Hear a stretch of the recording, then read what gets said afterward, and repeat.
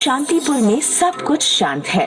यहाँ के लोग शांति और खुशहाली से अपना जीवन जी रहे हैं। अचानक शांतिपुर की शांति को किसी की नजर लग जाती है और यहाँ एक चुड़ैल भय व्याप्त हो जाता है। शांतिपुर की दीवारों पर रातों रात चुड़ैल का संदेश लिख दिया जाता है। चुड़ैल गांव वालों से अपील करती है कि वो रात में अपने अपने घरों में बंद हो जाएं। घरों की लाइट और मंदिरों के दिए बुझा दिए जाएं। चुड़ैल को शांतिपुर पसंद आ गया है, इसलिए अब वो यहीं रहना चाहती है। रात के अंधेरे में शांतिपुर में वो घूमकर अपना शिकार ढूंढेगी। उसके काम में कोई बाधा न डाले, इसलिए वो नगरवासियों को चेतावनी देती है। अगर किसी ने तंत्र मंत्र की सहायता से उसे मारना चाहा, तो चुड़ैल उसका सर्वनाश कर देगी। चुड़ैल की बाकी निशानियाँ जैसे कटे हुए बाल, काला कपड़ा, बड़े बड़े नाखून और खून शांतिपुर की गलियों में बिखरे हुए मिलते हैं, जिसे देखकर नगरवासियों के होश उड़ जाते हैं। भगवान, इस चुड़ैल से हमारी रक्षा कर। शांतिपुर को अब भगवान की कृपा ही बचा सकती है। इस चुड़ैल ने तो मंदिर की दीवारों पर भी संदेश लिख दिया है।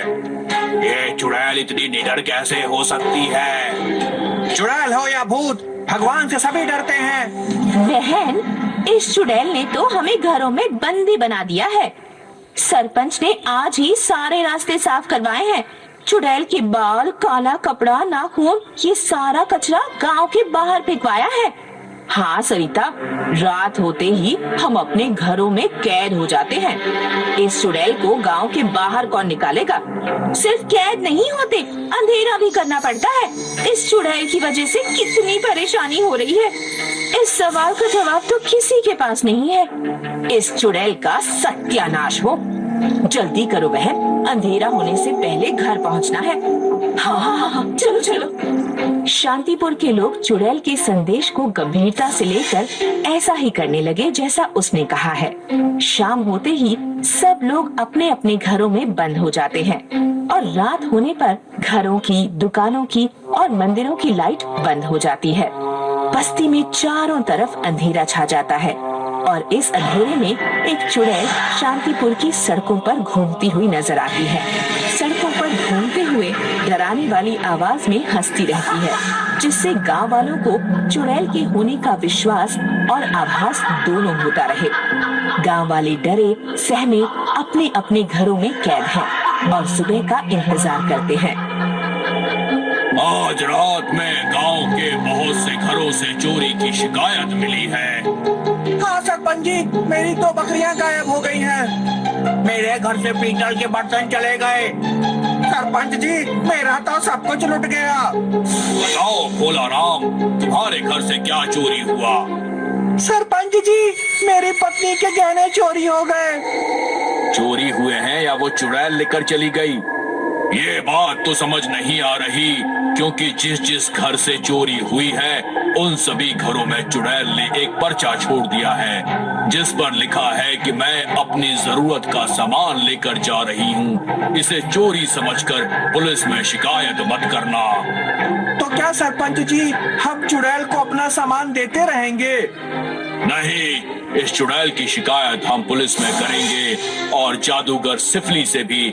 चलो मेरे साथ। कहाँ सरपंच जी? जादूगर सिफली के पास।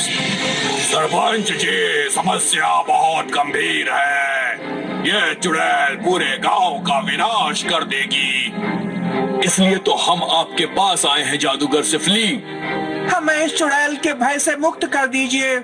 जादूगर सिफली, आप अपनी विद्या से कुछ ऐसा कर दीजिए कि चुड़ैल हमारा गांव छोड़कर चली जाए। तुम्हारे गांव में 4 मुख्य रास्ते हैं। हम तुम्हें 4 ताबीज देंगे। तुम उन चारों रास्तों पर इन ताबीजों को गाड़ देना और रात के समय अपने घर की लाइट कभी बंद मत करना। ऐसा करने से तुम्हें उस चुड़ैल से मुक्ति मिल जाएगी। जादूगर सिफली के दिए हुए चारों तावीज लेकर सरपंच और गांव वाले गांव के मुख्य रास्तों पर गाड़ देते हैं और घरों की लाइट जलाकर रात के अंधेरे को खत्म कर देते हैं। अब पूरी बस्ती में रात के समय भी उजाला दिखाई देता है और गांव वाले अपने अपने घरों में सतर्क होकर रहने लगते हैं। चुड़ैल रात के समय गांव आती जरूर है, लेकिन घरों का उजाला देखकर परेशान हो जाती है और अपनी डरावनी आवाज से गांव वालों को डराती है। ऐसा कई दिनों तक चलता है। अब गांव में चोरी की घटनाएं भी कम हो जाती हैं, लेकिन चुड़ैल का डर कम नहीं हुआ। गांव वालों को जादूगर सिफली के तावीज पर पूरा भरोसा था, इसलिए वो उसकी बात मानकर चुड़ैल की निगरानी करते रहे। और एक रात गांव वालों ने चुड़ैल को घर का सामान चुराते हुए रंगे हाथों पकड़ लिया।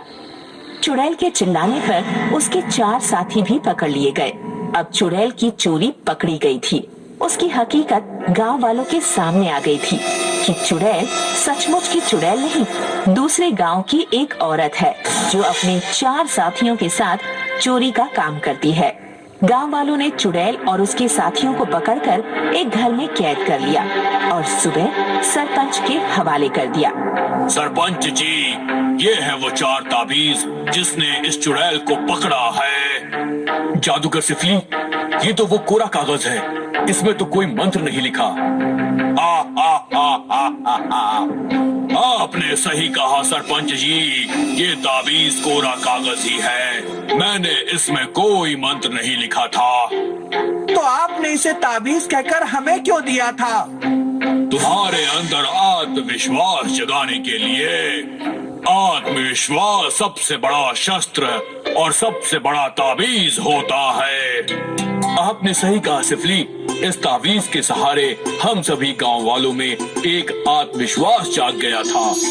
इस ताबीज ने हमारे मन में चुड़ैल का डर भी खत्म कर दिया था। और इसी ताबीज से तुमने इस चुड़ैल यानी इन चोरों को पकड़ने की हिम्मत की। अब इन चोरों को पुलिस के हवाले कर दो। हम गांव वालों की तरफ से आपका धन्यवाद करते हैं जादूगर सिफली। जिसके मन में आत्मविश्वास का मंत्र होता है, उसे किसी ताबीज की जरूरत नहीं होती।